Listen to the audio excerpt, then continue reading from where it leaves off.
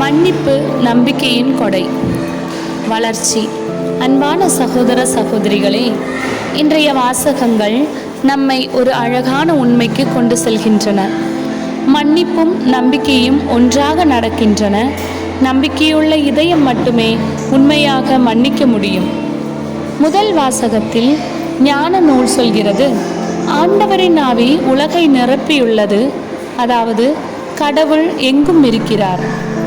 நம் உள்ளத்தையும் நம் சொற்களையும் தெரிந்திருக்கிறார்.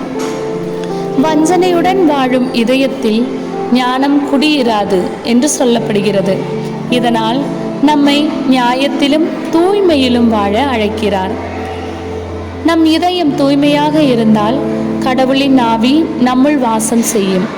அதுவே நம்பிக்கையின் அடிப்படை. தாவீது கூறுகிறார், என்றும் உள்ள வழியில் என்னை நடத்தும் ஆண்டவரே. நம் வாழ்க்கையில் கடவுள் எப்போதும் நம்மோடு இருக்கிறார். வானத்திலும் பாதாளத்திலும் கூட அவர் நம்மை வழி நடத்துகிறார்.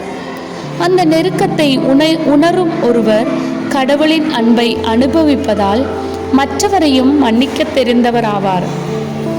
நற்செய்தியில் இயேசு சொல்கிறார், ஒரு நாளில் 7 முறை பாவம் செய்தாலும் 7 முறை மனம் மாறினால் அவரை மன்னி.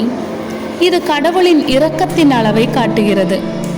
மன்னிப்புக்கு வரம்பில்லை, ஏனெனில் கடவுளின் அன்புக்கும் வரம்பில்லை.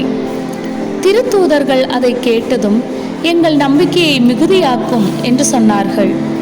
இயேசு பதிலளிக்கிறார், கடுகளவு நம்பிக்கை இருந்தால் கூட அத்திமரம் கடலில் வேரூன்றும். அதாவது சிறிய நம்பிக்கையும் பெரிய மாற்றத்தை உருவாக்க முடியும். அன்பான சகோதர சகோதரிகளே, மன்னிப்பு நம்பிக்கையின் கொடை. நம்பிக்கை நம்மை கடவுளோடு இணைக்கிறது. மன்னிப்பு நம்மை சகோதரர்களோடு இணைக்கிறது. இரண்டுமே புனித ஆவியால் நிரப்பப்பட்ட இதயத்தின் அடையாளங்கள்.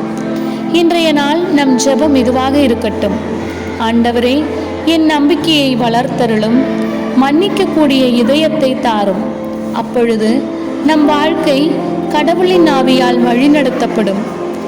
நம் மனம் அமைதியால் நிரம்பும். நம் நம்பிக்கை மன்னிப்பின் கொடையாக மலரும். மன்னிப்பு நம்பிக்கையின் கொடை. அதுவே இன்றைய நற்செய்தியின்